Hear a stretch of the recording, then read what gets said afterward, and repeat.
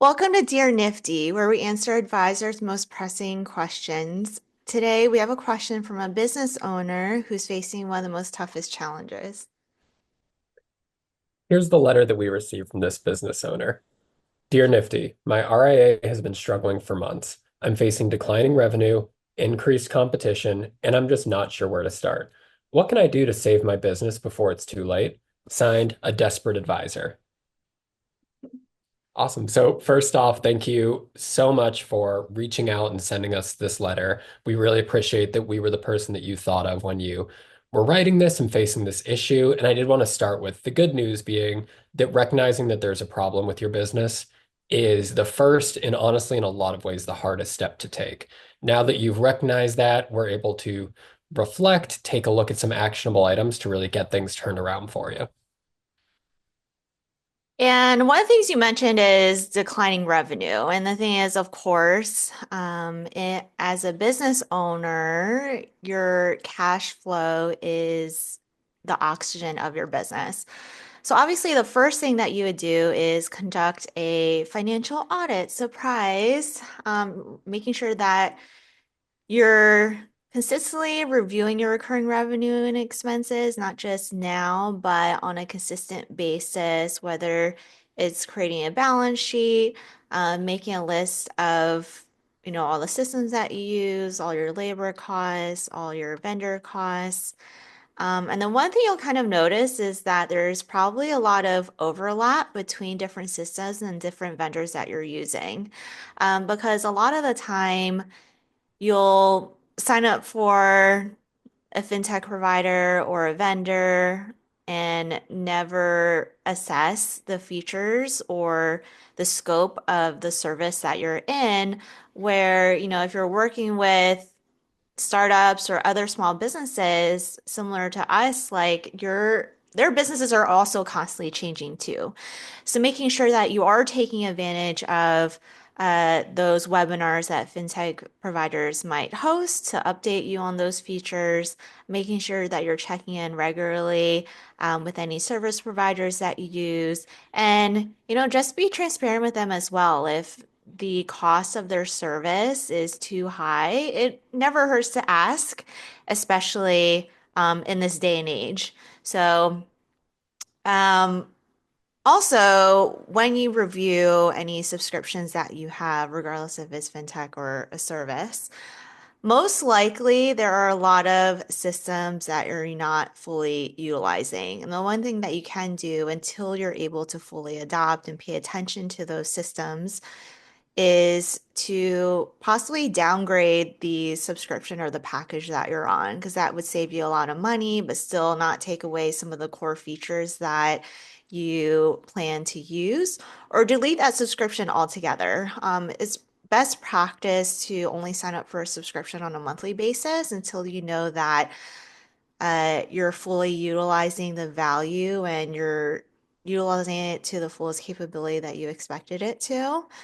Um, but then you can also check to see if you're able to be creative with different systems depending on the fe new features that they may be rolling out, or if it's related to a service provider, if there's a way to cross-train your team. You might not be aware of certain expertise that a member may be not utilizing as fully as you hoped, because that would help you just streamline, simplify your systems and the labor that you have on board, and then adjust as you're able to grow and take on more clients and apply yourself appropriately, until then. Yeah, A lot and all at once.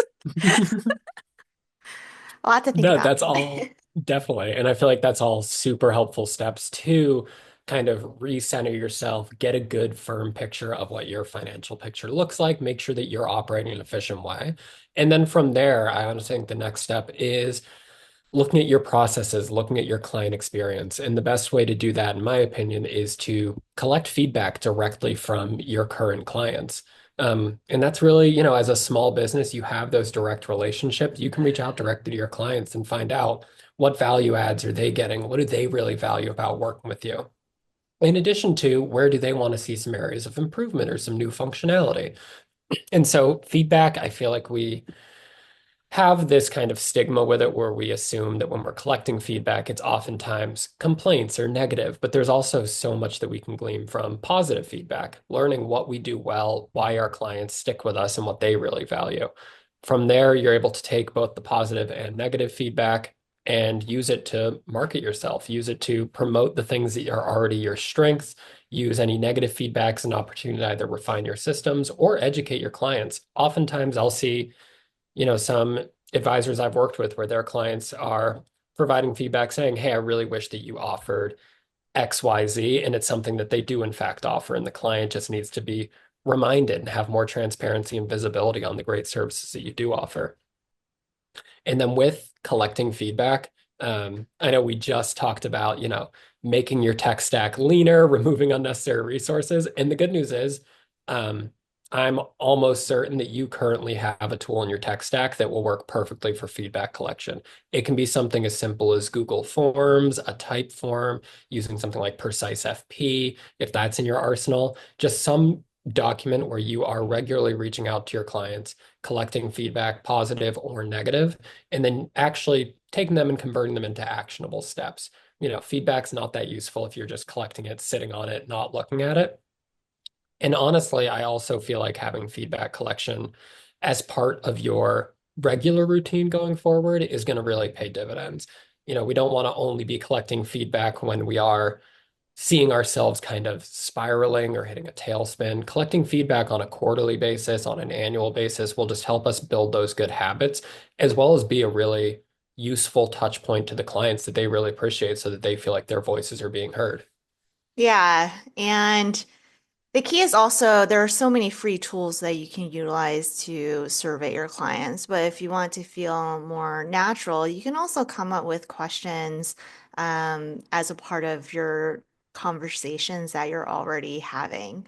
Um, One of the things that you mentioned was um, marketing yourself too. And I think, especially with small businesses, we're always so proud of everything that we're building that we get kind of sometimes we get carried away in terms of, I want this to look this way. I want to create this deliverable just because I feel it's best.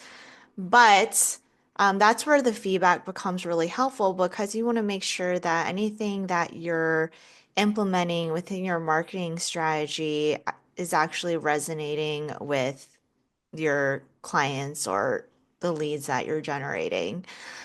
So before you make any adjustments to your marketing strategy, again, always assessing that feedback on an ongoing, consistent basis before actually making any adjustments is key. But then if you do want to kind of suggest your own ideas of what you're thinking without looking at the data, I still encourage you to um, even ask for feedback about, a new brand that you might be rolling out and ask your clients and help them get excited about that. And in return, it helps create PR for your business as well. Um, Yeah.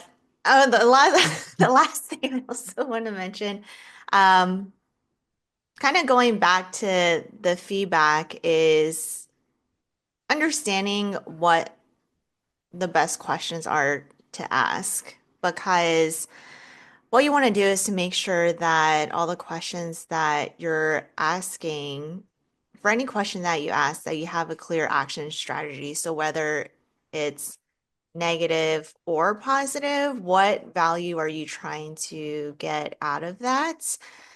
Because you don't want to ask your clients 50 different questions.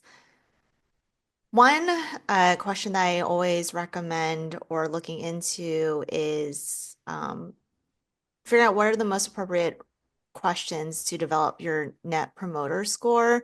So something that we recently implemented at Nifty, which is really great, is that all of our clients receive a monthly feedback form. And on there, they can rank us, the quality of their service from, believe it's 1 to 10 or 0 to 10. And depending on where they fall within the range, it allows you to understand, um, are your clients willing to advocate for you? Are they going to refer your business to other potential clients? And allows you to strategically reach out and make sure that you're spending, personalizing the experience for every single client. So in return, their business is retained and they feel as if they're really being listened to. Mhm. Absolutely. And I like how you mentioned that that's something that we currently roll out on a monthly basis, really building that feedback collection and that marketing into a regular recurring habit is, I think, really critical. It'll help you maintain that quality control, maintain that growth, also just keep your mindset at least once a month on focusing on value adds for clients, focusing on how you're marketing yourself. I think that revisiting your business plan, revisiting your marketing strategies, revisiting what your client experience looks like isn't something that should be limited to times where you feel like your business may be stagnant or in decline. Staying on Mhm. top of that and building recurring activities that'll really compound on each other, even when you're in a great period of growth, is how you build that consistency, you build that strong client experience, and you build those marketing skills where it will really over time just become second nature for you. Mhm. Well, this is a really great, I feel like I could talk about this. There's so many different things that contribute to, um, a growing business, even in times, where it may feel as if you're on a constant roller coaster. But, you know, we mentioned um, reviewing your finances, getting client feedback, and also using that feedback to market yourself. But all these things, shouldn't be just implement now, but forever, um, as long as you're focusing on your client experience. So remember, you're not alone, and every business owner goes through this, whether in the beginning stages, 3, 5, 10, 20, 30 years from now. We hope that you apply some of these strategies today. Awesome. Yeah. And thank you again to the writer of this letter for reaching out. I really hope that we were able to provide some value. And to anyone watching, if you have questions that you'd like us to address on this show, please don't hesitate to reach out. That's what we're here for. Yes, thank you. Mhm. And we'll see you during your next episode. Awesome. Thanks, everyone.